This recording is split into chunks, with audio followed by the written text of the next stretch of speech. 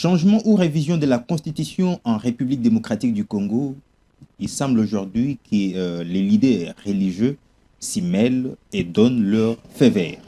Ils sont prêts pour cette proposition du pouvoir en place afin de changer ou réviser la constitution de la RDC. Et fidèles téléspectateurs, bonjour et bienvenue à tous dans cette émission. Je vous présente sur ces plateaux Rocky Congolo, habitué de cette émission. Il est cadre de la force défensive, une structure affiliée à l'IDPS, un habitué très pertinent dans cette émission. Cher estimé, bonjour. Bonjour, très cher Cédric, merci de l'invitation. Je pense que le débat d'aujourd'hui, comme d'habitude, sera un débat républicain où nous allons parler seulement République.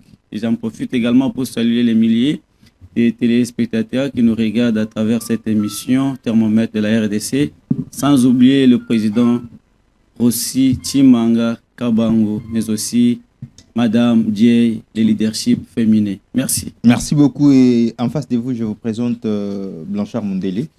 Il est analyste politique proche du parti Nouvel Élan. Cher estimé, bonjour. Bonjour Cédric, bonjour aussi à tous les téléspectateurs d'Apic Télévision, bonjour aussi à tous ceux qui nous suivent. Et là, je profite également pour dire grand bonjour à tous les fils et toutes les filles de Massimanimba, de Bongayasa, du grand territoire de Massimanimba, Bongayasa, Mokamo, Paikongila, les territoires Bindungi, les territoires Kibolo, les territoires, tous les territoires du Grand Massi. Donc, je dis vraiment grand bonjour à tous ces enfants-là parce que Massi est très abandonné aujourd'hui, Cédric.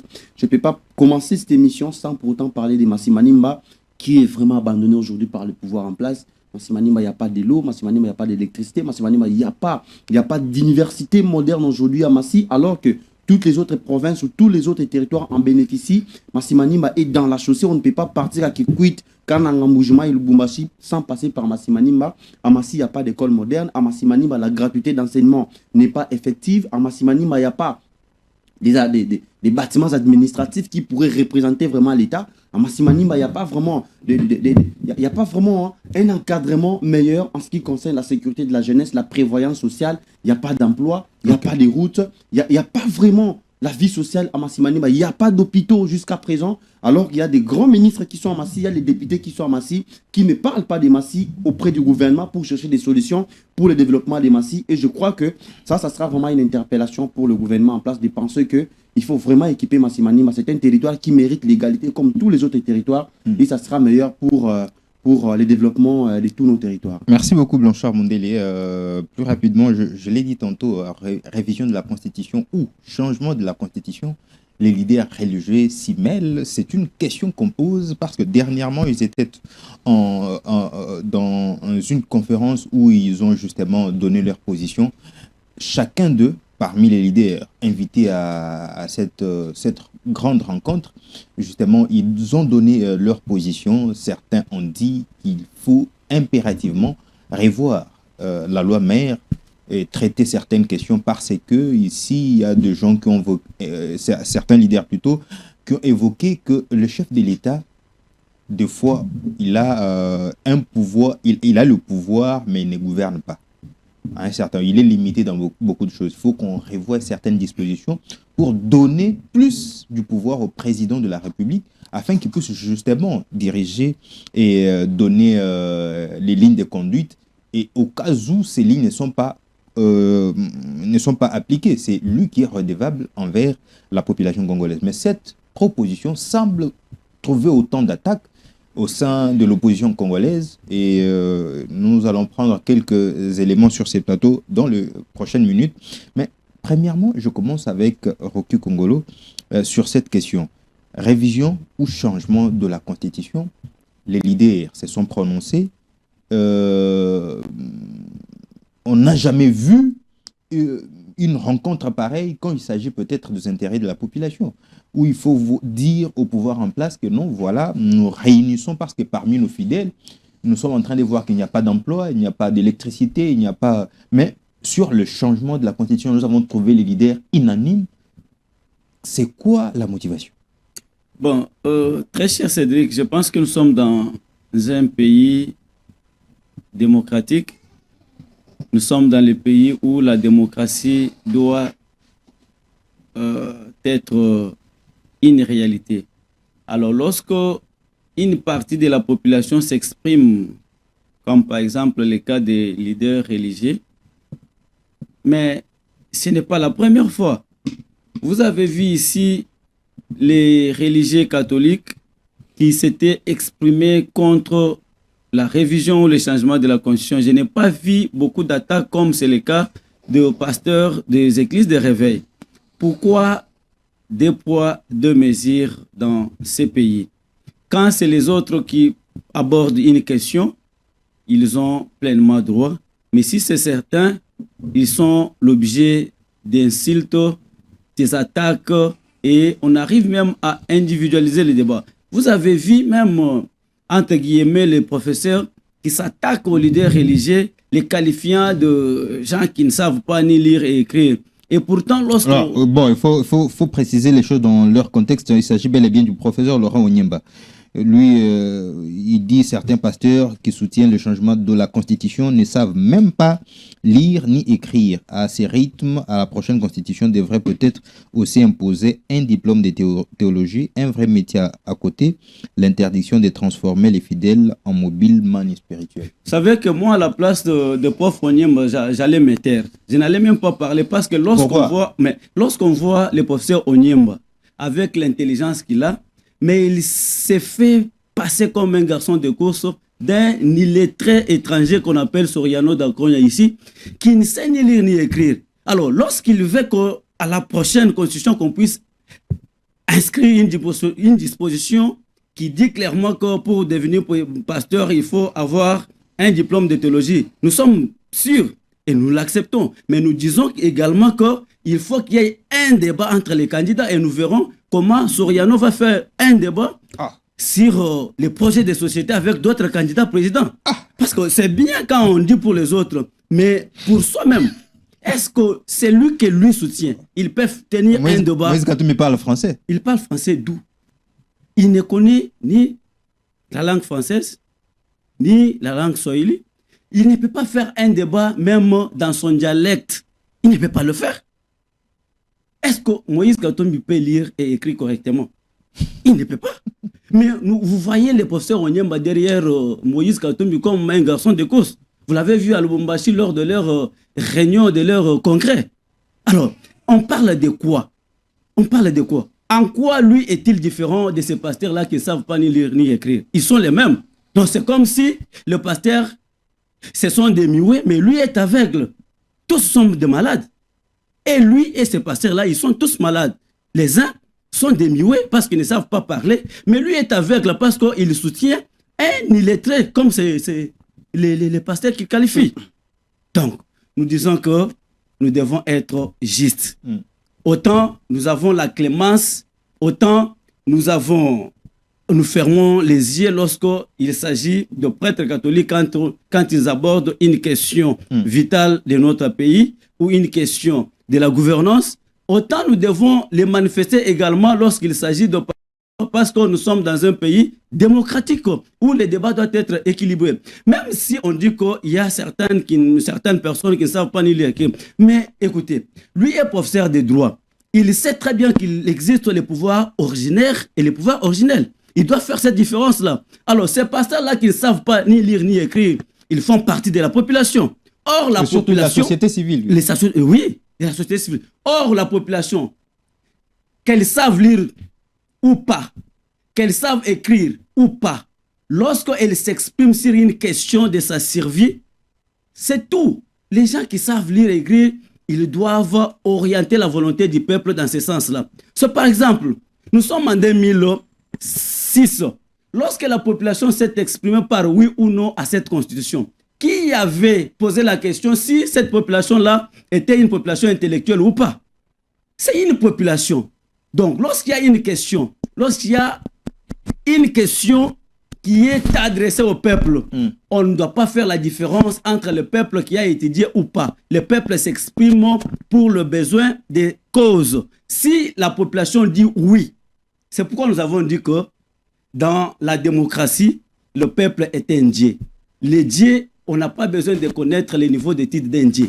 Le dieu est souverain dans la prise de décision. C'est pourquoi la question du changement de la révision constitutionnelle doit être orientée vers le peuple par la voie du référendum. À ce moment-là, nous verrons ce que le peuple va dire. Et non substituer un super Congolais pour dire que les uns ont droit de parler et les autres n'en ont pas. Ça, c'est la dictature. Et pourtant, on veut demain diriger ce pays. C'est comme ça qu'on sera dirigeant.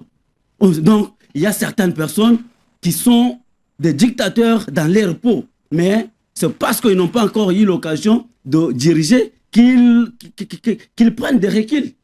Et de telles personnes, nous les tenons à l'œil. Merci beaucoup. Et nous disons à notre peuple qu'il faut faire attention avec certaines personnes parce qu'une fois qu'ils ont une parcelle de pouvoir, donc le pouvoir du peuple est parti. Très bien, Rocky Congolo. Blanchard Mundele, la question vous est posée à l'instant même où Félix Tshisekedi, où le pouvoir en place semble avoir gagné, on peut le dire, gagné les confiances des leaders religieux parce qu'ils se sont exprimés de manière unanime. Ils sont pour la révision ou le changement de la Constitution. Et vous vous souviendrez déjà que l'église des réveils, c'est une église qui regorge un pourcentage élevé en termes de nombre de fidèles et sur l'étendue du territoire national. Donc, ce qui veut tout simplement dire qu'aujourd'hui, aller au référendum ou pas, déjà, le pouvoir en place est en train d'aller petit à petit vers la victoire de sa proposition. Oui, effectivement. Et ça, c'est une question très, très cruciale parce que moi, en passant déjà, j'ai salué le président du parti politique Nouvel Élan, son Excellence, Monsieur le Vice-Premier ministre Adolphe Mongitou, et les directeurs des cabinets Maître Blanchard Mungomba 5 étoiles. Je leur dis déjà un très bon week-end, déjà, comment je peux dire, un bon début de la semaine, j'allais parler, un bon début de la semaine à eux.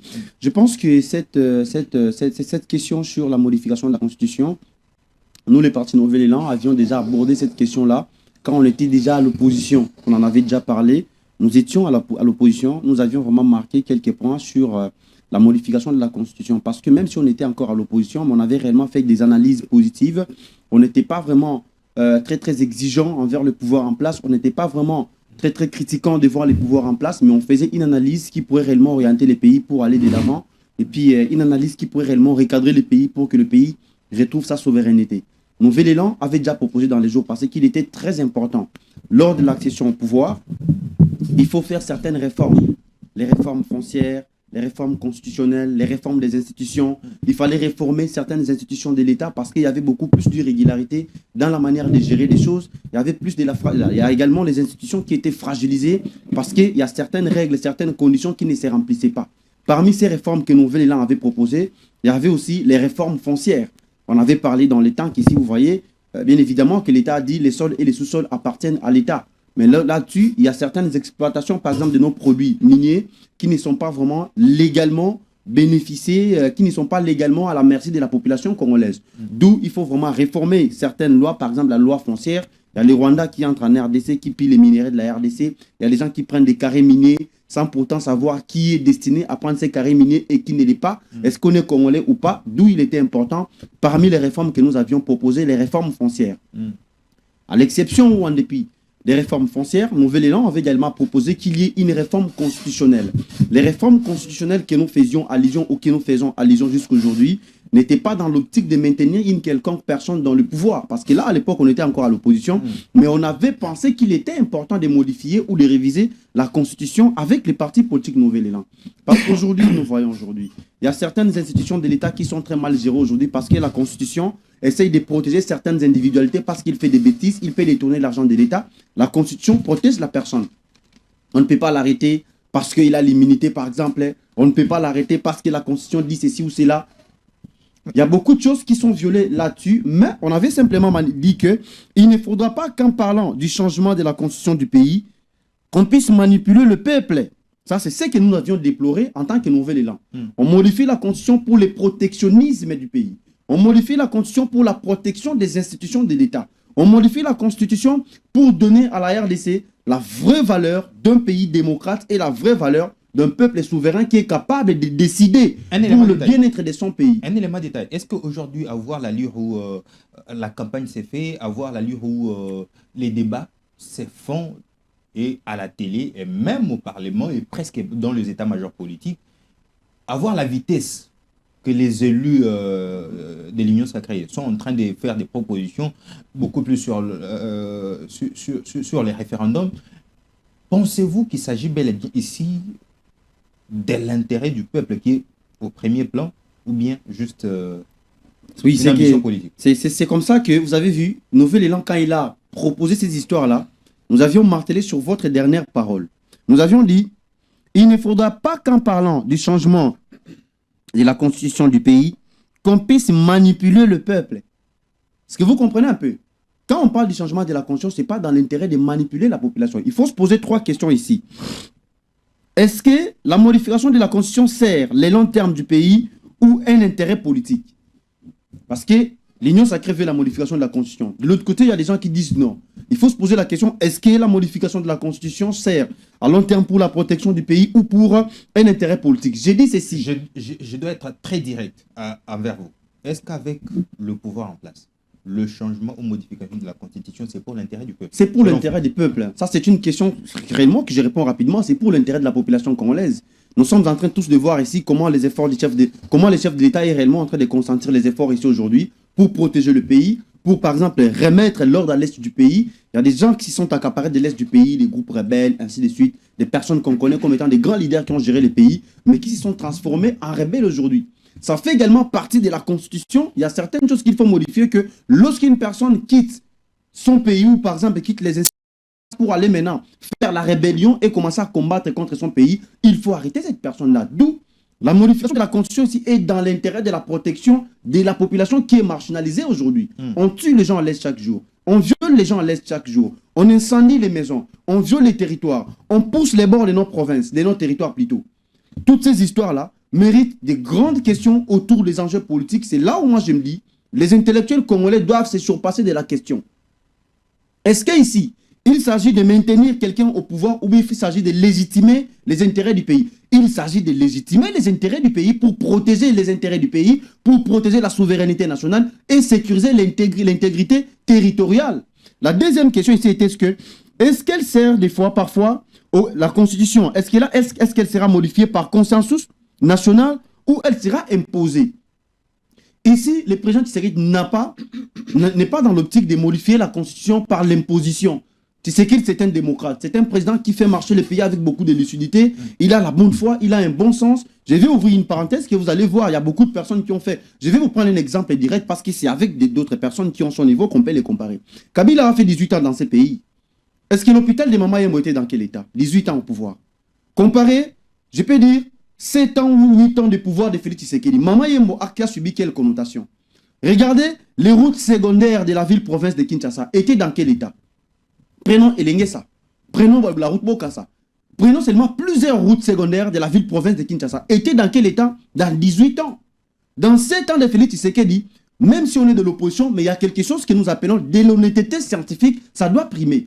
C'est quelqu'un qui est réellement en train de travailler pour redorer l'image de la RDC, pour redorer l'image de la vie de la population congolaise, quand bien même il est confronté à beaucoup de difficultés. Okay. Donc ici, je dis que le président n'est pas en train d'imposer la modification de la Constitution aux gens. Il est en train d'appeler la population congolaise à la conscience collective. Il faut leur dire que... À l'opposition, on se sert de cette phrase. C'est ça que je suis en train de parler. S'il vous plaît, à l'opposition, on se sert de cette phrase.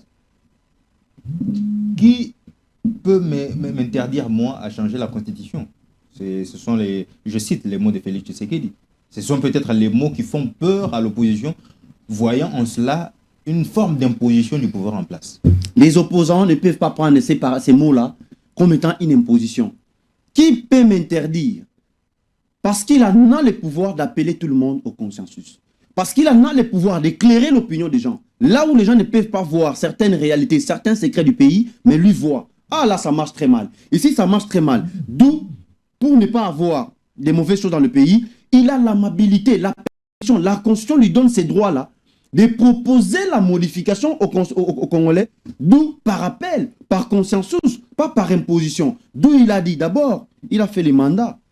Il a dit, j'ai besoin de tous les Congolais autour de moi. Venez, travaillons, faisons un bloc pour développer les pays. Il y a des gens qui sont partis, mais il y en a qui ne sont pas partis. Actuellement, le mandat, les gouvernements soumis à des. On a vu des grandes figures emblématiques du pays intégrer les pouvoirs. Est-ce que quelqu'un qui a l'esprit de la dictature, d'imposer les gens les choses, peut appeler les opposants pour entrer dans les pouvoirs? Non. C'est-à-dire que nous, Congolais, nous, Africains particulièrement, nous avons l'essence de l'irresponsabilité de penser que les changements du pays ne viendront pas avec lui, ça viendra avec moi ou ça viendra avec les autres.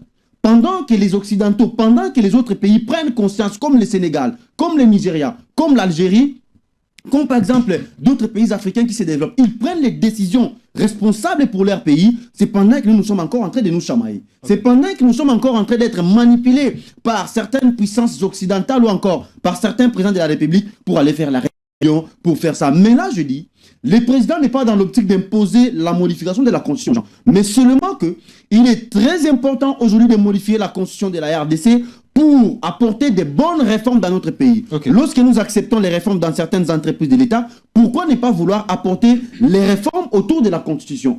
Alors que les réformes autour de la Constitution sont très très importantes parce qu'il y a certaines choses qui bloquent le fonctionnement de notre pays, les bons fonctionnements de notre pays. Merci. À travers la Constitution. Merci. Donc à travers la modification de la Constitution, le pays aura une autre connotation, le pays aura une autre avancée, le pays aura démarré d'une autre manière, avec une autre vitesse et avec une autre manière de faire et de voir les choses. Merci. Et cela va aussi intercepter certains leaders politiques qui ont le pensée d'aller faire de la manipulation dans les institutions de l'État, détourner l'argent des gens, détourner l'argent du pays destiné pour les projets de l'État, aller faire de la rébellion parce qu'on vous arrêtez. Là, et ceux qui se sont mal comportés dans les jours passés, là, si on modifie la Constitution, ils se sentent à l'insécurité, qu'ils seront interpellés, on va les arrêter. Merci. Malheureusement, que Tshisekedi n'est pas dans la logique, on appelle ça quoi, de faire chasse aux sorciers, ou encore remettre le mal par le mal. Ce qui est passé pour Tshisekedi et pour la majorité présidentielle et pour le nouvel élan, apporter un nouvel élan pour le développement du pays, merci. Avoir les institutions durables merci. Pour le développement de notre pays. Et là, j'en reviendrai pour vous parler qu'est-ce que Nouvel Élan est réellement en train de proposer dans les jours à venir pour soutenir les institutions de l'État. Merci Blanchard Mundele. Tout à l'heure, quelqu'un nous a rejoint sur ces plateaux. Pedro Mvezani est avec nous. Il est du parti RCC. Vous allez nous dire qu'est-ce que cela signifie. Pedro, bonjour, soyez les bienvenus. Bonjour, messieurs les journalistes, merci beaucoup pour cette invitation. Malgré que je suis arrivé en retard à cause des embouteillages monstres, et puis il y a une marche que l'IDPS a organisée, je ne sais pas pourquoi, qui a créé encore plus d'embouteillages dans la ville. Alors, je tiens à présenter mes esquisses à nos téléspectateurs et aux internautes pour ces retards. Et laisse-moi d'emblée dire un bonjour à mon président, M. Barnabé Milingagno, qui est président national de notre parti, les RCC, qui veut dire Rassemblement pour les changements du Congo. C'est un parti qui vient de naître, mais qui est implanté déjà partout en RDC. Et nous sommes en train de former nos cadres. Nous avons une formation dans notre école des partis qui s'appelle École Mapon. Cette école est en train de former des cadres pour... École Mapon. Oui, notre école. Pourquoi Mapon? Mapon nous renvoie à un nom, un ancien premier ministre qu'on a connu dans ces pays. Ce serait un autre débat pour approfondir, ça va nous amener loin, mais Mapon, tout simplement parce qu'il a dirigé ces pays avec une bonne gouvernance, et c'est par lui que nous avons eu à avoir l'annulation de la dette que la RDC avait. C'est par Mapon. Vous l'a fait aussi, hein? C'est par Mapon que nous avons eu pas mal d'entreprises, Congo Airways, on a eu pas mal d'entreprises en République démocratique du Congo. C'est à ce titre-là que nous avons dénommé notre école du parti Mapon. Okay. Alors, j'ai entendu pas mal de choses pendant que j'étais en train de venir, j'écoutais l'émission, j'ai entendu pas mal de choses sur ces plateaux par rapport au changement de la Constitution et ce que les pasteurs ont essayé de... Ils ont juste donné leur point de vue. Hein. Donner comme leur point de vue. Mais qui dit reste, moi je trouve la République démocratique du Congo n'a pas vraiment des chances, parce que avoir un groupe de gens qui se veut pasteur et responsable religieux venir sur la place publique, commencer débiter des choses politiques, des histoires politiques qu'ils ne maîtrisent pas, disons-le clairement, parce que pendant qu'ils ont fait leur, réunion conclave, je ne sais pas comment le dénommer, quand ils ont fait leur histoire là, du début à la fin, ils nous ont présenté quasiment pas quels étaient les problèmes réels de cette constitution. Voyez-vous, vous savez, c'est regrettable. Moi, quand je regarde ce que Martin Luther King a fait aux États-Unis, pour qu'aujourd'hui il y ait la cohabitation des Blancs et les Noirs, voyez-vous, Martin Luther King, que les Noirs trouvent le droit de vote, les Noirs aient l'espace de vie aux États-Unis. Cependant, c'était Pasteur. Donc, un homme de Dieu qui défend le peuple, un homme de Dieu qui comprend la douleur de la population et qui n'est pas aux côtés des politiques pour chercher à plaire, à madouer les politiques pour des positionnements égoïstes. Voyez-vous, c'est par cet homme-là qu'aujourd'hui, les gens aux États-Unis, les Noirs, ont une place, ont un droit de vote, un droit de vie, ils achètent des parcelles, ils travaillent comme tout autre, ils sont dans l'armée et tout et tout.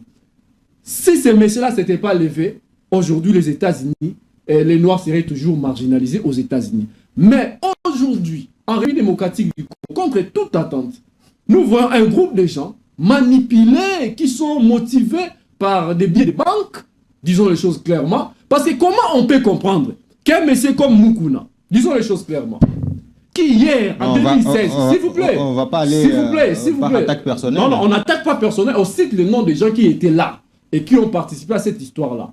Monsieur Mukuna, en 2016, en 2015, quelque chose de comme ça, ce sont des gens qui sont montés au créneau pour dénoncer, pour dire que Kabila devait rester au pouvoir, Kabila devait continuer, on ne devait pas mener l'église à s'ingérer de la politique, ce n'est pas l'église de chercher à donner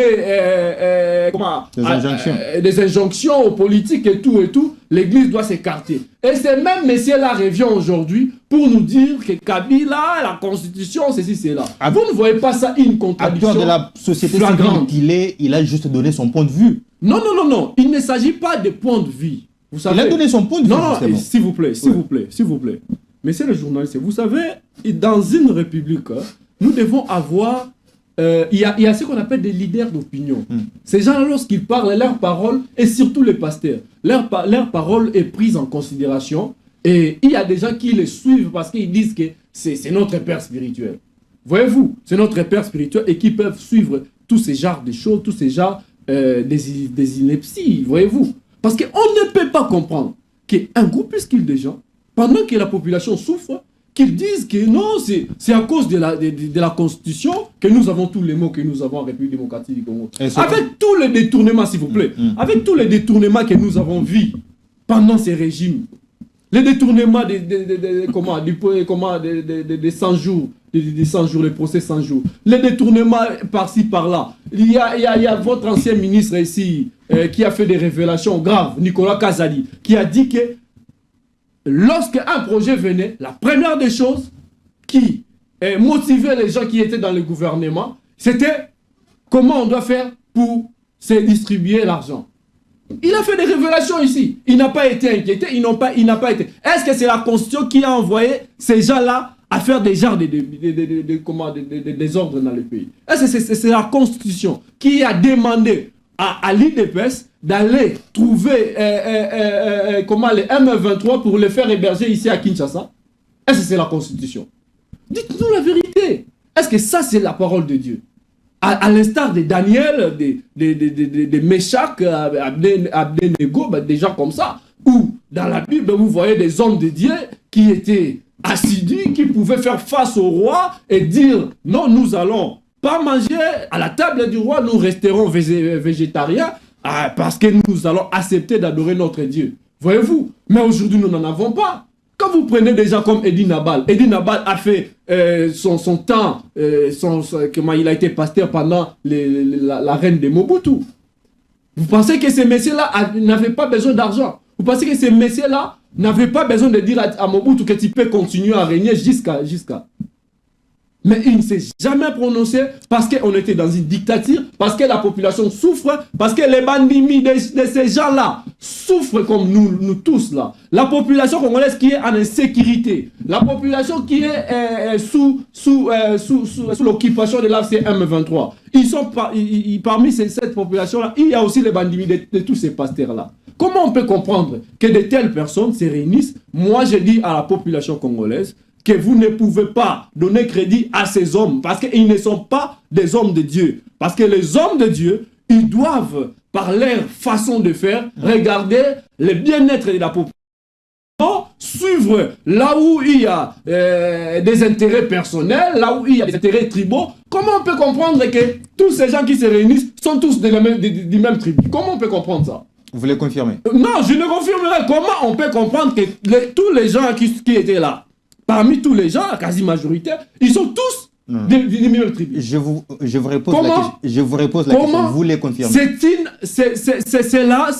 Cela démontre, cela montre. Je ne confirme rien. Je dis tout simplement comment on peut comprendre que parmi tous ces gens, si vous avez des doutes, allez vérifier.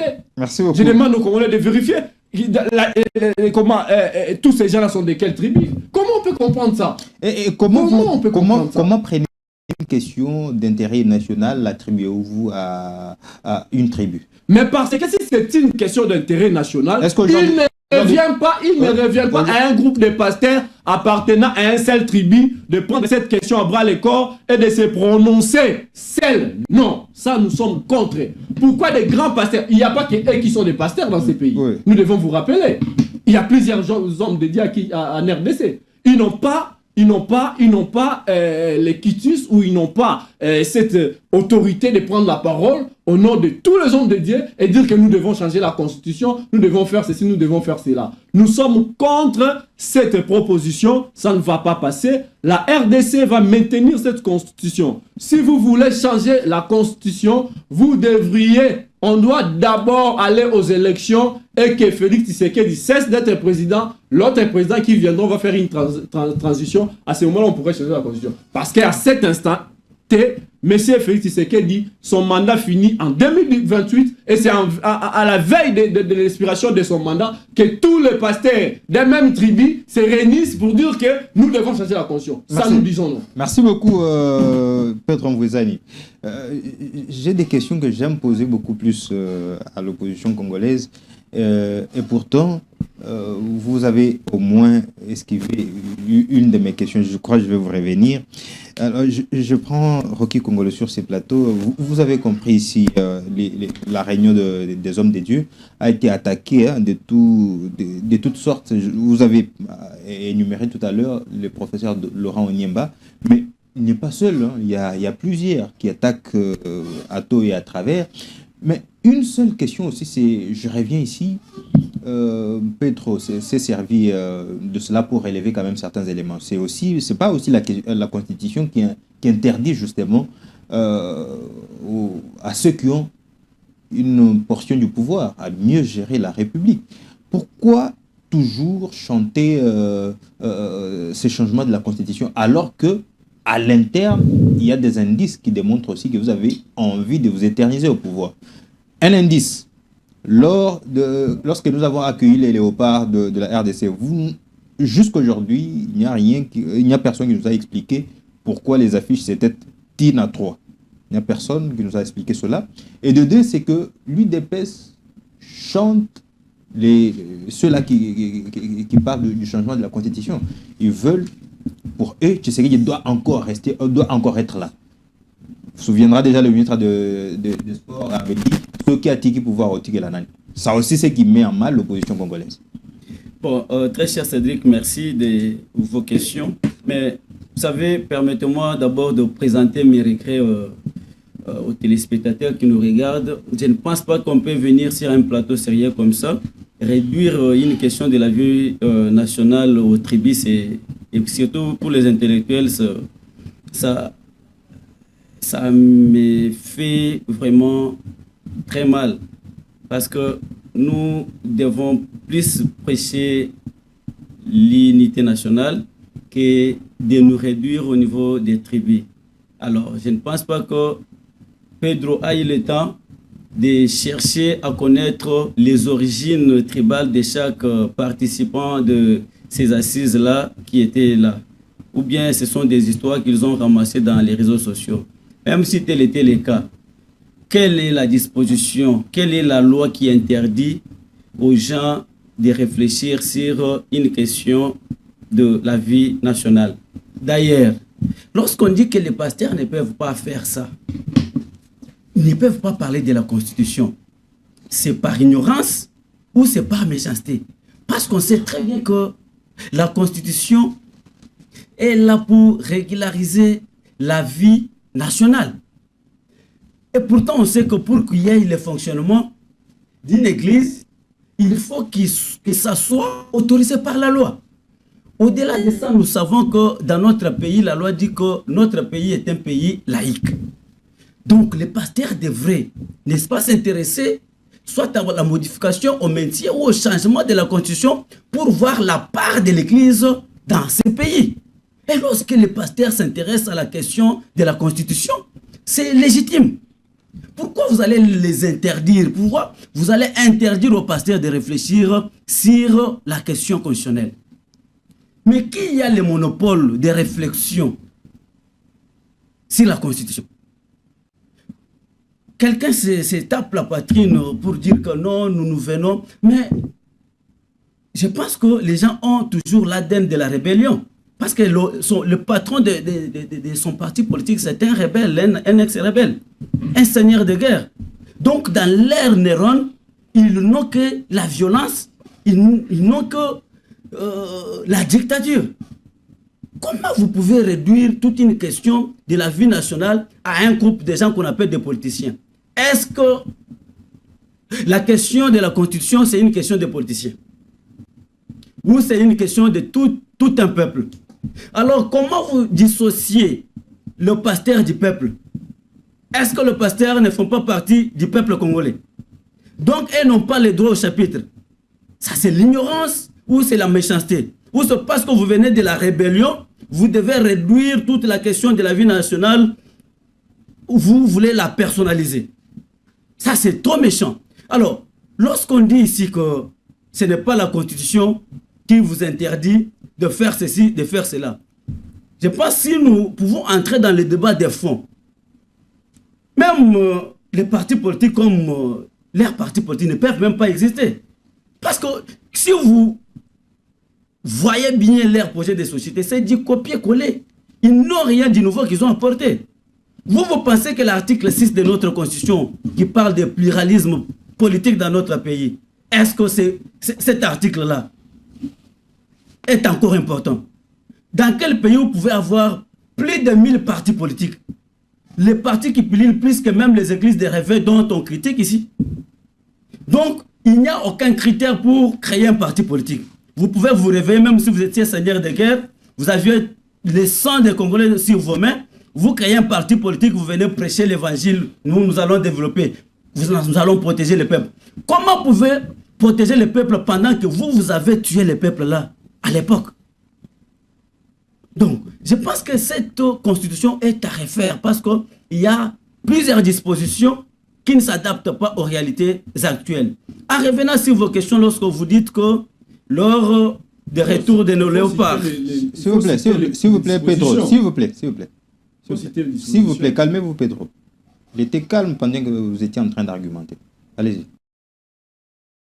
Je disais que si on entrait dans le débat des fonds, nous allons démontrer, mais j'ai seulement relevé cette disposition. J'ai parlé de l'article 6 de la Constitution qui parle de pluralisme politique, pour vous faire voir que les partis politiques de l'ancien chef de cœur qu'on appelle Barnabé Milinga ne pouvaient pas exister si on n'avait pas cette disposition. Parce qu'on ne voit pas les nouveaux, la nouvelle vision qu'ils apportent. Si ce n'est qu'amadouer le peuple avec le phrase, non, l'insécurité, il y a l'insécurité, on ne sait pas gérer, comme si eux, à l'époque où ils sont venus, ils ont protégé le peuple. Ils sont venus ici, en boîte à caoutchouc, en train de tuer le peuple. Ils ont le sang du peuple sur leurs mains. Alors, ils ne peuvent même parler de la protection de la population. Parce qu'ils n'ont pas protégé cette population. Au contraire, ils ont tué cette population pour avoir le pouvoir ici en 1997. Donc, ils n'ont aucune leçon à nous donner, nous.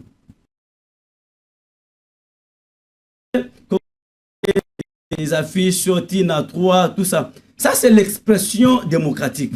Nous sommes dans un pays démocratique. Sur la question constitutionnelle pour ou contre, Les gens qui sont contre, ils peuvent s'exprimer librement, ils donnent les arguments. Les gens qui sont pour également le changement de la Constitution, ils peuvent s'exprimer et donner leurs arguments librement. Alors, quant aux gens qui disent que Félix Tshisekedi doit rester au pouvoir, c'est de leur droit. Ils doivent s'expliquer, mais ils doivent aussi nous montrer sur quelle disposition constitutionnelle. C'est ça aussi. Alors, si quelqu'un a écrit TINA 3, donc pour lui, il veut que Félix Tshisekedi puisse avoir un troisième mandat. C'est légitime pour lui. Alors, nous sommes dans un pays démocratique où nous devons laisser les gens s'exprimer librement dès lors qu'ils ne violent pas les lois du pays. Voilà. Alors, maintenant, s'il y a certaines autorités qui s'expriment dans ce sens-là, qui veulent qu'il y ait le changement de constitution pour que Félix Tshisekedi soit maintenu au pouvoir, et estiment que aujourd'hui, il est au centre de l'unité nationale. Félix Tshisekedi, c'est le pionnier du développement du pays. Ils ont raison. Alors, celles-là qui disent que Félix Tshisekedi n'a rien fait, ils n'ont qu'à prendre le bilan avant Tshisekedi, à comparer que bilan de Tshisekedi. Nous allons faire la comparaison, nous allons faire un débat sur le bilan, nous allons voir qui a fait quoi et qui n'a pas fait quoi. Là, le débat sur le développement, sur les réalisations, nous sommes pour. Si quelqu'un a des éléments pour venir nous attaquer, nous sommes là pour répondre parce que depuis que Tshisekedi est là, il y a des réalisations. D'ailleurs, nous pouvons prendre seulement la capitale. Vous verrez qu'avant Tshisekedi et pendant Tshisekedi, il y a un grand changement. Il y a un grand changement. Il y avait des routes qui étaient impraticables avant l'arrivée de Tshisekedi. Mais aujourd'hui, les Kinois circulent librement. Il y avait des gens qui étaient impayés. Les gens qui touchaient les modiques salaires. Aujourd'hui, sous Tshisekedi, ils ont la joie. Aujourd'hui, Tshisekedi imprime une marque du socialisme, une marque de l'amour du Congolais et du Congo. Tshisekedi aujourd'hui, il est dans tous les salons diplomatiques pour parler Congo, pour parler de la paix en République démocratique du Congo, pour parler du Congolais et pour parler du développement. Donc Tshisekedi aujourd'hui reste la personne la mieux placée pour guider l'essor de tous les Congolais. Très bien, cher estimé Rocky Congolo. Tout à l'heure, Pedro a relevé une marche qui s'effectue aujourd'hui dans la capitale. Mais la capitale où aujourd'hui c'est le 4 mai, les débuts des épreuves, des examens d'État, un lundi où les affaires reprennent normalement. Il y a des embouteillages monstres, il y a des situations un peu compliquées. L'UDPS aussi a projeté une marche pour justement soutenir les sanctions contre l'ancien président aujourd'hui, qui est considéré comme le patron du mouvement rebelle du 23 mars dans l'est du pays, sanctionné par les États-Unis. Alors, une question à Blanchard Mundele. Marche justement pour soutenir les sanctions contre Joseph Kabila, aujourd'hui patron du mouvement rebelle du 1-23. Mais d'une part, l'opposition nous demande au président de la République de convoquer un dialogue autour duquel on va réunir tout le monde, majorité, opposition. Pour les opposants, il faut réunir même ceux-là qui ont touché aux armes. Mais Kabila aujourd'hui sous sanction. Quel parallélisme établissez-vous entre Kabila sanctionné et les rebelles qui doivent prendre part autour de la table pour les dialogues comme proposé par l'opposition? Ça, c'est une question très très cruciale. C'est qu'il faut débattre vraiment cette question avec beaucoup de lucidité, avec beaucoup de conscience, avec beaucoup de maîtrise. Sinon, c'est toute une république qui est écroulée aujourd'hui. Je vois beaucoup de personnes défendre certaines individualités. Je pense que cette question mérite vraiment d'être plutôt débattue en toute responsabilité pour éviter des fois, autour des évidences, au risque d'éviter des fois les dénis de la démocratie. C'est un problème très très crucial, ce n'est pas un petit problème. Ici, comment pouvez-vous imaginer qu'une personne qui a été président de la République pendant 18 ans, qui a eu tout ce qu'il pouvait avoir, le pays lui a donné tout ce qu'il pourrait avoir, aujourd'hui il quitte le pouvoir, il n'a plus le mandat, au lieu de rester un sénateur à vie pour apporter son expertise au sein du gouvernement, pour apporter un développement, et on voit une telle personne qui va aller toucher les armes pour commencer à combattre le même pays, Qui a fait de lui un président? Il faut se poser des questions. Soit les gens nous prennent pour des bêtes, soit les gens prennent les Congolais pour des gens qui ne réfléchissent pas, soit les gens nous prennent comme des inconscients. Attention, c'est toute une république. Il n'y a pas que Kabila qui peut gérer ces pays. Il n'y a pas que toutes ces personnes-là qui ont touché les armes, qui ont la capacité et l'intelligence de gérer ces pays. Je vous parlerai aujourd'hui. Nous ne refusons pas qu'il y ait un dialogue. Mais lorsque les Congolais, les opposants, ainsi de suite, proposent qu'il y ait un dialogue, ils proposent ce dialogue autour de quoi? Les dialogues devaient se faire en fonction de quoi? Parce qu'il y a dialogue lorsqu'il y a crise des institutions. Selon ce que la loi dit. Lorsque les institutions sont en crise, le Parlement ne s'entend pas avec le gouvernement. À ce moment-là, lorsqu'il y a l'illégalité ou encore là, il y a encore le sens de l'irresponsabilité, ces gens-là ne s'entendent pas. À ce moment-là, on peut convoquer un dialogue pour réunir toutes les forces sociales afin de pouvoir chercher les moyens de sortir le pays de la crise. Mais ici, soyons d'abord intellectuels sur le plateau. Lorsque les opposants demandent, il faut qu'il y ait un dialogue avec le président de la République. Ils demandent le dialogue autour de quoi? Qu'est-ce qui doit réellement privilégier ces dialogues? Quelle est la crise qui existe aujourd'hui entre le Parlement et le gouvernement ou dans le pays pour qu'il y ait dialogue? À la limite, peut-être que je peux m'imaginer aujourd'hui, avec cette crise qu'il y a à l'est du pays, on sent que Kabila, Corneille Nangaa, des Daniel Safou, tous ceux-là qui se sont fait des rebelles, qui sont en train de combattre le pays, peut-être pour finir avec cette guerre à l'est du pays, c'est autour de cette histoire qu'il faut réunir tous les opposants, toutes les parties prenantes, autour d'une table pour réfléchir comment il faut développer les pays, comment il faut sortir les pays dans cette léthargie qui nous a été imposée par Kabila, par Corneille Nangaa, avec les acolytes qui sont partis à l'est du pays. Mais sans les enjeux sécuritaires, sans insécurité sécuritaire, sans qu'il y ait une crise au sein du Parlement qui ferait qu'il y ait une réunification de toutes les forces politiques pour développer les pays. Je ne vois pas les dialogues viendraient de quelle manière.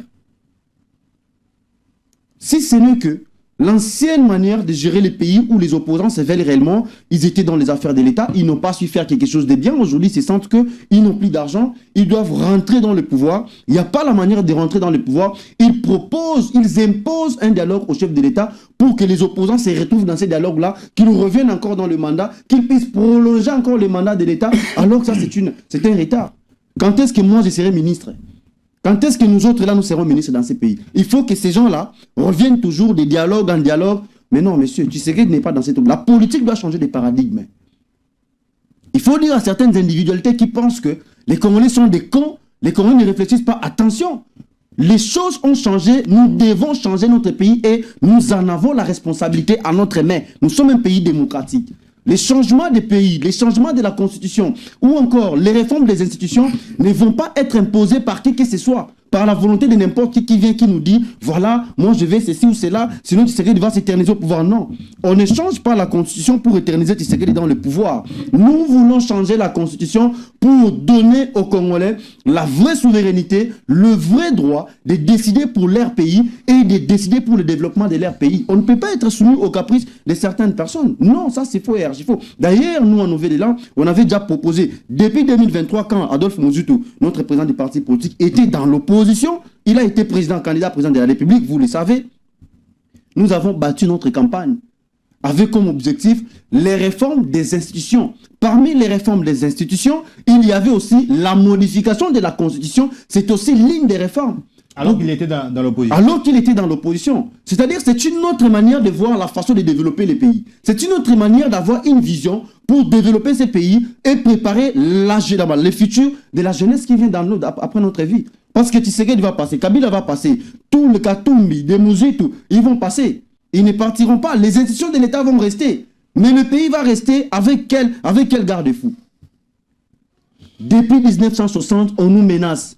Les gens veulent la balkanisation de ces pays. Soutenus par les Rwandais depuis 1996, les Occidentaux entrent par les Rwandais pour déstabiliser la RDC. Maintenant, vous avez entendu Kabila parler de la soudanisation. Dans les jours passés, Moïse Katumbi il parlait d'un Congo, il faut que le Congo soit un Congo fédéral, des choses comme ça. Il faut apporter le fédéralisme au Congo. Aujourd'hui, nous avons des personnes qui viennent soutenir et disent que non, voilà, il faut qu'il y ait des dialogues. Monsieur, non! Nous devons changer les choses. Si ces gens-là blaguent, ils vont voir la force populaire. Même si aujourd'hui, je vais vous dire, ils pensent qu'ils ont le soutien des groupes rebelles des Occidentaux. Le monde a changé. Kabila, c'est un individu qu'on peut arrêter. Toutes ces personnes-là sont des individus qu'on peut facilement maîtriser et être arrêtés. Ils ne vont pas s'imposer contre la République. Aujourd'hui, je vais te parler. Kabila a 18 ans au pouvoir.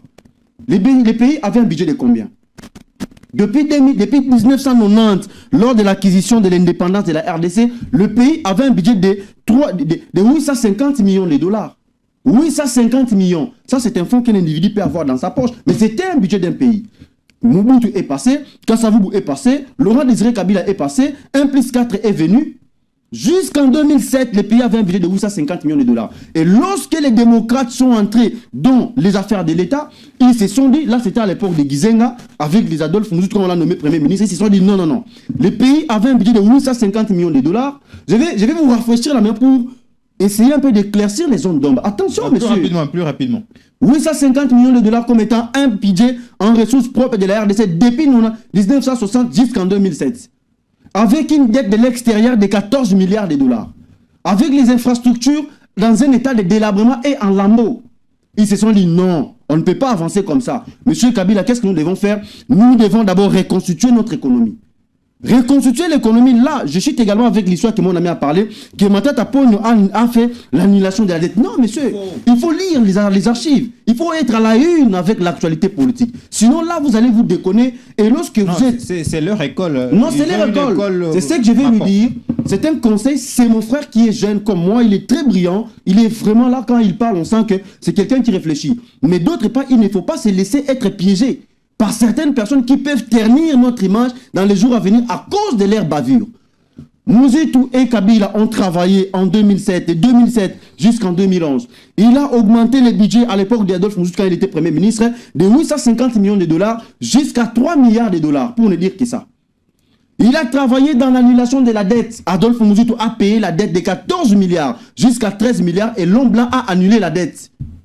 Ils ont financé, ils ont emprunté, ils ont commencé à travailler pour la mobilisation des recettes financières. Ils ont mobilisé l'économie, ils ont augmenté les budgets jusqu'à 3 milliards de dollars. Ils ont travaillé dans les points d'achèvement. Ils ont encore une fois augmenté les salaires des enseignants. Ils ont augmenté les salaires des fonctionnaires de l'État. Ils ont augmenté, c'était encore à l'époque d'Exen, il y avait la bourse qui se prenait. Ils ont travaillé dans la modernisation des 5 chantiers. Jusqu'en 2011, Adolphe Mouzout a quitté le pays. Matata Ponyo a été nommé ministre de 2011 jusqu'en 2018-2016. Matata est venu, il a travaillé pendant plus ou moins 5 bonnes années. Alors que Mouzout avait travaillé pendant 3 ans, il a augmenté le budget de 850 millions jusqu'à 3 milliards. Matata, pendant 5 ans, il travaille, il laisse le pays avec un budget de 3 milliards. Il va repartir avec tous les frais qu'on lui a donnés pour reconstruire ces pays. Par exemple, les frais liés à la zarianisation, les frais liés pour la construction de 1000 écoles, les frais liés pour faire les parcs agroalimentaires de Bukangalonzo, les frais liés pour construire les stades municipaux. Matata Ponyo a bouffé tout cet argent. Mais lorsque mon frère nous parle de Matata Ponyo, mais il faut quand même, mon cher, je vous dis un conseil gratuit, de ne pas entrer dans le jeu de défendre les gens qui ont un passé sale. Ça risque de salir votre avenir. Merci. Vous avez de l'intellectualisme et l'intelligence. Cherchez à vous démarquer avec des actes positifs qui peuvent démarquer votre leadership et être un grand politicien dans les temps. Donc ça veut dire, pour revenir ici aujourd'hui, que votre chef, plus rapidement. Nous devons être réalistes dans tout ce que nous sommes en train de parler. Aujourd'hui, tu sais qu'il se bat avec la guerre qui est à l'Est, avec la crise institutionnelle qu'il y a dans ces pays. Aujourd'hui, il est venu voir les pays avec un budget de 3 milliards. Aujourd'hui, la RDC a un budget de 9 milliards. Personne ne peut s'en contester. D'ailleurs, à l'époque de toutes ces personnes-là qui sont parties à l'Est, qui font la rébellion, ils ont menti que le budget était de 11 milliards. C'est à l'époque de vice-premier ministre Aimé Boji. Le pays avait un budget de 11 milliards. Mobutu, quand il est venu, il a fait l'état des lieux. On a fait les tableaux. On a dit comment c'était les mensonges. Le pays avait un budget de 9 milliards en ressources propres. Donc vous comprenez qu'ici, on n'a pas besoin d'écarter quelqu'un dans la course pour le développement du pays. Okay. Nous avons besoin de personnes qui vont venir avec les idées autour du président de la République pour développer le pays. Parce que Tshisekedi passera, nous tous là, nous allons passer. Merci mais beaucoup. le pays va rester. Pour ce faire, il est très important pour nous ici de penser de la construction de notre pays ou du changement. Ce n'est pas pour optique de rester, de laisser Tshisekedi s'étendre dans le pouvoir, quelles que soient les manières, Tshisekedi va passer. J'insiste. Si les dispositions ne sont pas bien requises, lorsque... Mais s'il vous plaît, vous parlez de la modification. Mais vous ne posez pas des questions, monsieur le journaliste. Demandez-leur quelles sont les dispositions qui font S'il faillite vous plaît. pour qu'on change la Constitution. On doit se comprendre. On est dans un S'il vous débat plaît, calmez-vous. intellectuel S'il vous qui plaît. nous donne des dispositions. S'il vous plaît, C'est pas calmez-vous. comme ça qu'on fait un débat. S'il vous plaît. Hein, s'il vous vous plaît. leur Non, laissez non, parler comme ça et sans pourtant donner Calmez-vous. des dispositions. Calmez-vous. Pendant qu'ils s'attaquent à moi. Non, c'est Calmez-vous. pas sérieux. Calmez-vous. C'est Vous pas avez, sérieux. c'est pas pour rien, vous avez votre Ah, stylo. non, non. C'est pas pour rien, vous avez votre stylo et votre papier. Pas Notez sérieux. et vous allez les rencontrer. Aucune disposition. S'il vous plaît, jusque-là. s'il vous plaît, s'il vous plaît. Pour l'UDPS ni la majorité au pouvoir, ils ont donné des arguments tout à l'heure. Rocky a donné des arguments. Et s'il faut poser la question, c'est pas vous de me demander de poser la question. Calmez-vous, notez. Lorsque vous allez le rencontrer, il vous dira. C'est aussi une manière de respecter le débat. Allez-y, votre chute plus rapidement. Merci beaucoup Cédric pour la protection dans ces plateaux. C'est une très bonne question que mon frère a posée. Moi j'aime bien vraiment être très Déjà, évident sur le quelques plateau. plus rapidement. La disposition qu'il a besoin. Déjà, le parti politique Nouvel Élan avait déjà félicité le président de la République pour avoir pris l'initiative de modifier la constitution qui sera la protection de ces pays, des enfants du Congo et la protection de la souveraineté nationale et l'intégrité territoriale. La disposition est celle-ci. Nouvel Élan et Adolphe Mouzitou, nous avions proposé que le président de la République puisse mettre en place une commission représentative de toutes les forces politiques et sociales en vue de traiter cette question de la modification de la Constitution. La société civile, l'opposition, la confession religieuse, et puis on prend les pouvoirs en place et toutes les autres couches qui travaillent dans l'école alimentaire de la politique en RDC, le président fait une commission de toutes ces personnes-là, on les unit et puis ils vont traiter ces débats autour de la modification de la Constitution. Plus loin, une autre disposition que Nouvel Élan a proposée avec Adolphe Mouzitou. Adolphe Mouzitou dit ceci. Il propose que cette commission-là soit coordonnée par l'opposition. C'est-à-dire, mon cher, on n'est pas contre quelqu'un. Le débat est bien, mais le débat devait réellement être idéologique, pas radical. Merci beaucoup. Nous proposons ici avec Adolphe Mouzitou que l'opposition puisse piloter cette commission-là qui travaille sur la modification de la Constitution, non pas pour l'intérêt de laisser Tshisekedi de pouvoir ou de l'éterniser, mais pour l'intérêt d'élaborer une Constitution qui va sécuriser notre pays, qui va sécuriser toi et moi et l'intégrité territoriale de notre pays afin d'avoir une nation émergente. Merci beaucoup Blanchard Mondele. Nous sommes en train de poursuivre dans cette émission en révision constitutionnelle. Les leaders politiques, on se pose la question s'ils se sont mêlés, mais en tant qu'acteurs de la société civile, ils ont juste donné leur point de vue, mais ces points de vue ne sont pas bien accueillis. Et aujourd'hui, nous sommes en train de suivre plutôt les attaques des uns et des autres contre cette position de l'Église du réveil, hein, parce qu'ils étaient beaucoup plus leaders religieux des églises de réveil. Tout à l'heure, Pedro, vous avez demandé à ce qu'on vous donne des dispositions. Vous êtes de l'opposition et cette question, vous n'êtes pas à votre premier rendez-vous pour que vous puissiez, nous puissions parler des dispositions sur ces plateaux. Et ici, vous faites partie de ceux-là qui ont demandé les dialogues sur ces plateaux. Vous faites partie de ceux-là qui critiquent le changement de la Constitution. Alors que l'UDPS et les pouvoirs en place, l'Union sacrée invoque certaines dispositions dans la Constitution, plusieurs qu'on a toujours écoutées pendant tous ces moments. On en a toujours suivi à chaque moment. Mais aujourd'hui, les débats ont évolué. Ils sont en train d'argumenter. Vous notez, vous allez répliquer. C'est une question que je vais vous poser tout à l'heure. Vous, de l'opposition, quand vous demandez au président de la République de convoquer les dialogues, en vertu de quel article? La première question. Deuxième question. En quoi le changement de la Constitution vous dérange, vous, de l'opposition, alors que Tshisekedi, lui-même, la personne de Tshisekedi, ne présente aucune ambition d'aller chercher un troisième mandat? Parce qu'il n'y a pas d'indice. Allez-y. Merci beaucoup, monsieur le journaliste, pour ces deux émissions. Je parle bien de la personne de Tshisekedi. Laissez-moi d'abord revenir sur ce que mon co-débatteur de la Nouvelle Élan qui a dit des choses, et puis M. Rocky aussi qui a dit des choses sur mon président, que je ne vais pas laisser passer. Vous avez dit que en 2000, vous avez dit que la dette a été achevée par Adolphe Mouzitou. Et sur ce plateau, vous m'avez... De 2007 à 2011. D'accord. Vous m'avez traité de quelqu'un qui ne sait pas s'informer, qui récolte des histoires des réseaux sociaux pour amener sur la place publique.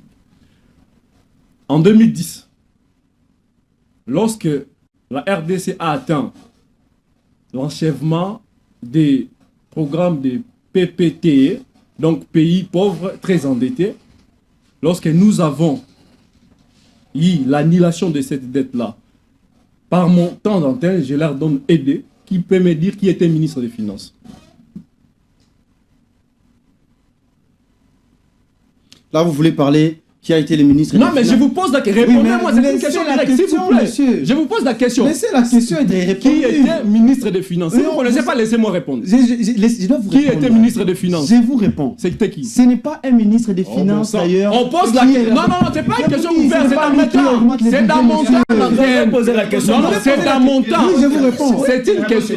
C'est dans mon temps. Oui, je vous réponds. Non, vous répondez qui était ministre des Finances.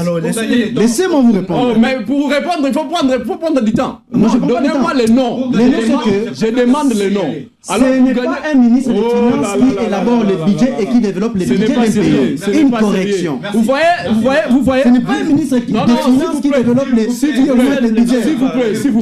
s'il vous plaît, vous savez,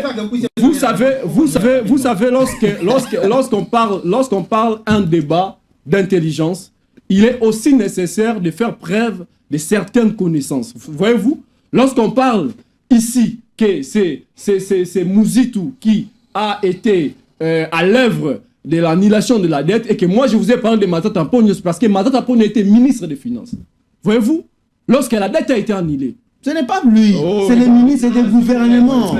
c'est pas sérieux. Lui, il confond les Oui, choses. c'est le gouvernement et le gouvernement agit sur... Le gouvernement agit sur... Le ministre des Finances n'élabore aucun budget. Le ministre des Finances n'élabore pas la programmation budgétaire d'un pays. C'est pas possible. C'est pas possible. Il faut lui recadrer. C'est le ministre du budget qui élabore le budget d'un pays. Il va maintenant déposer ça à l'Assemblée. L'Assemblée vote. Le gouvernement travaille pour réaliser. Vous n'aurez pas. Je m'étais là, c'est pas un problème. Mais je voulais lui recadrer. Non, il faut noter. Pedro, allez-y. Le ministre des Finances, il dit que c'est le ministre du budget qui définit tout ce qu'il a dit là. Et qui finance? Ce n'est pas le ministre des Finances. Donc vous voulez nous apprendre même comment... Mais regardez-moi les choses que vous... Regardez-moi les choses qui... Pedro. Non, ce n'est pas avec ses fonds, mais c'est dans ses attributions. Est-ce qu'on s'est fait comprendre? C'est le Pedro. ministre sectoriel. Mais il est exécutant, mais c'est lui qui est compétent. C'est à lui qu'on a dévoué cette compétence-là. Au moins que vous me disiez le contraire. Il y a des ministères et chaque ministère a ses attributions. Vous n'allez pas me dire que non, parce qu'il est dans le gouvernement. Aujourd'hui, lorsqu'on attribue la diplomatie agissante du gouvernement, on l'attribue à quel ministère? Vous allez me dire à Assoumi, non? À tous les gouvernements. On attribue ça directement dans un ministère de titel qui est le ministère de comment le ministère des Affaires étrangères. Et sinon, si ce n'était pas ça le cas, on n'allait pas avoir tous les éloges qu'on a jetés sur la dame.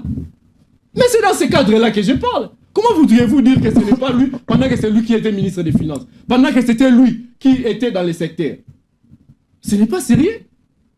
Donc parce que c'est lui, comme il est dans l'opposition, on doit l'écarter. Non, on doit réfléchir intellectuel. Il a dit que nous devons réfléchir en étant des intellectuels. Je l'amène dans un débat intellectuel, il refuse.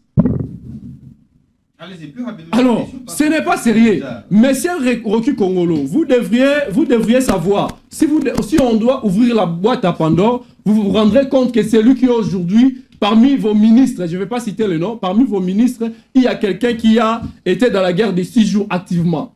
Voyez-vous, il était rebelle, il était chef rebelle. Monsieur Barnabé n'a pas été chef rebelle. Vous rencontrez quoi déjà? Monsieur Barnabé n'a pas été chef rebelle. Mais parmi vos ministres, il y a des gens qui étaient chefs rebelles. Qui a été même arrêtés. Aujourd'hui, avec l'affaire de Fluvao, qui fait couler encre et salive, c'est à cause de cette guerre-là. S'il n'y avait pas cette guerre-là de 6 jours qui s'engagne, on allait parler de cette histoire de Fluvao. Et aujourd'hui, vous me parlez des seigneurs de guerre. Et qui sont des seigneurs de guerre? C'est vous qui en avez. Vous avez un seigneur de guerre, vous avez des seigneurs de guerre dans votre gouvernement. Comment vous pouvez dire des choses sans contrôler, sans savoir? Je pense que le débat devait plus rester centré sur le fait, sur la République, qu'aller dans les individualités. Voyez-vous? Moi, si je parle du changement de la Constitution, je ne vais pas ici citer des gens par rapport à leur positionnement, mais je parle de la République et ce que ces gens-là disent par rapport à la République. Quand j'ai cité Pascal Moukouna, c'est parce que c'est ce même monsieur-là qui, en 2016, il a soutenu monsieur Joseph Kabila. Il a dit na quitte Naya Lobaki. Non, voilà, Kabila Bobetire Maboko. Les vidéos existent. Et maintenant, c'est le même monsieur. Moi, j'ai suivi hier qui disait Bobetire Maboko. Aujourd'hui, il est contre lui. Et vous voulez que je ne puisse pas opposer les deux. Je pose les deux. Et je peux clairement conclure que ce sont des gens qui ne peuvent pas faire objet de leaders d'opinion parce qu'ils n'ont pas une probité morale adéquate. C'est tout à fait normal. Et parlons de la révision de la Constitution. Je m'attendais à une disposition constitutionnelle, malheureusement, je n'en ai pas eu une seule. Mais la Constitution que nous avons aujourd'hui, si nous devons le modifier, c'est-à-dire si on doit les changer, c'est-à-dire nous allons d'abord avoir l'annulation de la condamnation la condamnation à mort de M. Joseph Kabila. Est-ce que vous savez ces conséquences-là? Il sera dans une nouvelle république, il pourrait postuler et il ne sera... Ce n'est pas une proposition, mais c'est ça, non? C'est ça la science, non? Quel sens? Oh, regardez ce qu'il dit. Donc, vous pensez que quand on va changer la constitution, ce sera seulement votre avantage? C'est ça votre raisonnement. Selon vous, comment est-ce que vous pouvez réfléchir de cette manière-là? Si on doit changer la constitution, parce que c'est sur base de cette constitution qu'on a condamné M. Joseph Kabila à mort. On ne l'a pas condamné sur base des lois de Washington, de la France ou ailleurs. On l'a condamné sur base de cette constitution.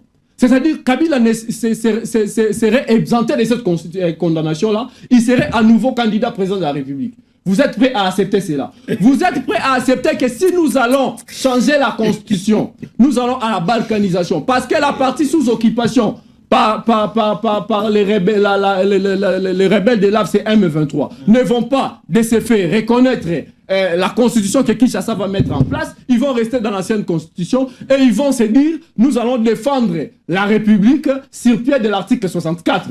En quoi est-ce que vous allez les empêcher cette démarche-là? Comment? Et deuxièmement, la constitution que nous avons actuellement, si vous les changez, le président de la République va avoir quel soubassement juridique? Les institutions de la République vont avoir quel soubassement juridique? Pouvez-vous nous donner? C'est comme ça que vous réfléchissez? Et vous me traitez de quelqu'un qui ne s'informe pas, qui va ramasser les choses dans les réseaux sociaux. C'est pendant que c'est vous qui dites des choses que vous ne maîtrisez pas. Parce qu'on ne peut pas changer la constitution pendant que nous sommes dans un mandat électif qui n'a pas pris fin. Voyez-vous que le président de la République a un mandat de 5 ans qui est l'émanation de cette constitution. Les institutions de la République, le Parlement, le Sénat, le gouvernement, ils ont le fondement juridique dans cette constitution. Vous changez la constitution et où est-ce qu'ils auront leur soubassement et leur fondement juridique? C'est-à-dire, s'il vous plaît, je sais que nous sommes déjà à la fin, c'est-à-dire, c'est un débat qui demande beaucoup de réflexion et d'intelligence. On ne peut pas mettre beaucoup de sentiments, dire que voilà, parce que nous voulons ajouter à M. Félix Tshisekedi un nombre de mandats, alors nous devons changer la constitution brutalement. Il y a des conséquences que vous devez assumer. Merci beaucoup, Pedro. Merci beaucoup, Pedro. Vous avez donné un argumentaire de taille.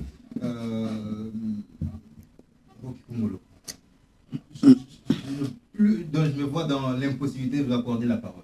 Mais dans quelques secondes, ramassez plus rapidement. Dans quelques secondes, je ne reconnais plus Pedro. Il est perdu dans la nature parce que même les téléspectateurs ne comprennent rien de tout ce qu'il raconte sur le plateau.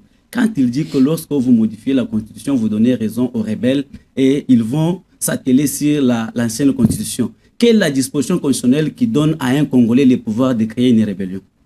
Mais quand vous parlez de la rébellion, c'est une rébellion, non? C'est quelqu'un qui se rebelle contre un système. Comment vous me demandez la disposition? S'il vous plaît. Mon cher, s'il vous plaît, vous êtes de la majorité. Mais au moins, nous devons réfléchir intelligent. Quand on dit que tu es rebelle, c'est-à-dire que tu es rebelle contre un système. Mais lorsqu'on se rebelle contre un système, vous demandez la constitution, une disposition. Comment est-ce qu'on va... Non. Vous êtes en train de déranger l'émission. C'est pas possible. Vous êtes venu en retard, mon cher. Et vous dérangez l'émission. Donc, Mais relancez-les. Non, s'il vous plaît. Il était calme. c'est ça qui montre qu'il ne comprend même pas ce qu'il dit. lorsqu'on crée un mouvement insurrectionnel, on est au-delà des lois du pays. Donc, il n'y a aucun soubassement juridique qui donne à un Congolais le droit de créer un mouvement insurrectionnel, que ce soit pour combattre les pouvoirs ou pour tuer les Congolais. En ce moment-là, la rébellion n'a pas le droit, n'est-ce pas, de revendiquer une constitution. Réfléchissons. Au-delà de ça, mon ami dit que, ah oui, pour citer, je lui dis ceci, qu'il lise calmement l'article 5 de la Constitution pour avoir le soubassement du changement de la Constitution. Cette disposition-là dit quoi? Expressement, cette disposition-là dit ceci, n'est-ce pas? La souveraineté nationale appartient au peuple. La souveraineté nationale n'appartient ni aux politiciens de la majorité, ni de l'opposition, ni à qui que ce soit.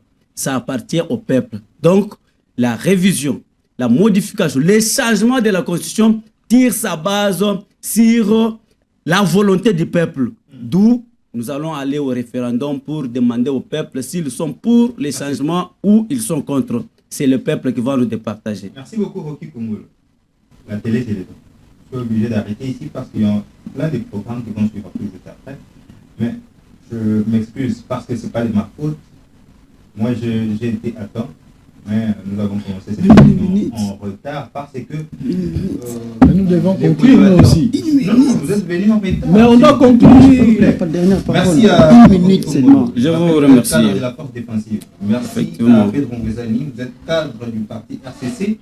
Et merci à Blanchard Mondele. Je rappelle que vous êtes du parti Nouvel Élan avec le ministre Adolphe Mouzito. Merci à tous. Un petit message pour Nouvel Élan. Un petit message pour Nouvel Élan. Prochainement avec le même plaisir.